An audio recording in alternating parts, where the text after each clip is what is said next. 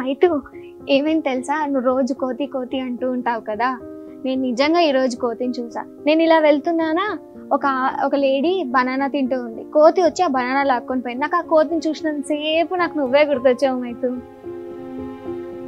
ఏ ఏ hi, ఎప్పుడొచ్చావు? ఏం ఆలోచిస్తున్నావు? నేను లొడలొడా వాగుతూనే ఉన్నా. ఏం లేదు, కొంచెం డిస్టర్బింగ్ ఉంది మైండ్ అంతా. అసలు దీనికి ఏం ఆలోచిస్తున్నావు? అది కర్నూలు ఇన్సిడెంట్ అయింది కదా, 4 days నుంచి రీల్స్ ఓపెన్ చేస్తే కూడా ప్రతి ఒక్క ఫ్యామిలీ వాళ్ళది బ్యాక్గ్రౌండ్స్ చూస్తున్నప్పుడు చాలా బాధేస్తుంది తెలుసా లిటరలీ. అవునవును, అది చాలా అన్ప్రిడిక్టబుల్ యాక్సిడెంట్. అసలు నాకు కూడా వాళ్ళని తలుచుకున్నప్పుడల్లా బాధ అనిపిస్తుంది. అసలు ఎన్ని ప్రొఫెషన్స్ వాళ్ళు ఉండుంటారు అందులో.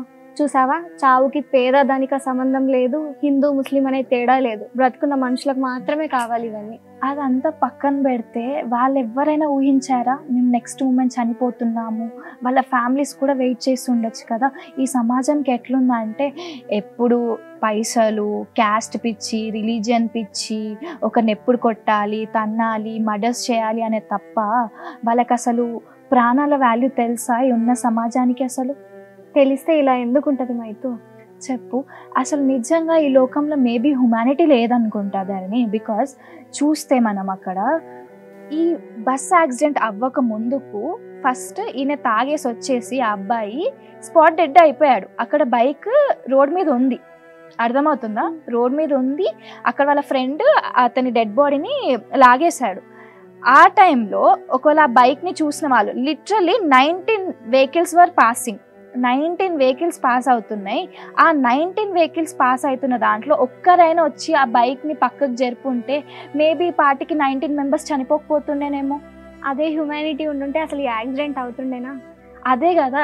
ఎప్పుడు సరే, ఎప్పుడు ఒక మనిషికి డబ్బు, ఇదే పిచ్చి, డబ్బు పిచ్చి, ఒకరికి హెల్ప్ చేస్తున్నామా అనేది ఉండదు, లేదా ఒకరి లైఫ్లో బాధపడితే వాళ్ళకి తోడున్నామా అని ఉండదు, కష్టంకి హెల్ప్ చేస్తున్నామా అనే పాయింట్ ఆఫ్ వ్యూ లేదు అసలు. కష్టంలో తోడుండడం పక్కకు పెట్టు మైతు, కనీసం వాళ్ళు సంతోషంగా ఉంటున్నారా అని చూసుకుంటున్నారా?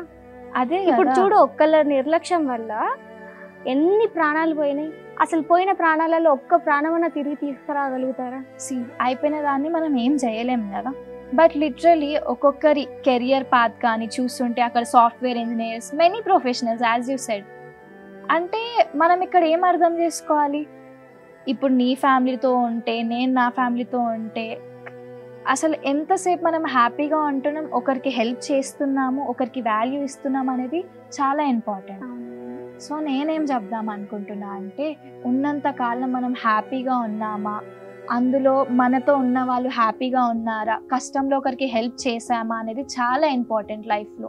సో పంతాలు పగలు అన్నీ పక్కకు పెట్టి just leave your life, be happy, spread kindness and love. And guys, రాబోయే 2 రోజులలో భారీ వర్షాలు ఉన్నాయి, అర్థమవుతుందా మీకు? Just be careful, life is in your hands. 2 నిమిషాలు లేట్ అయినా పర్లేదు, మీకోసం ఎదురు చూసే వాళ్ళు ఉంటారు.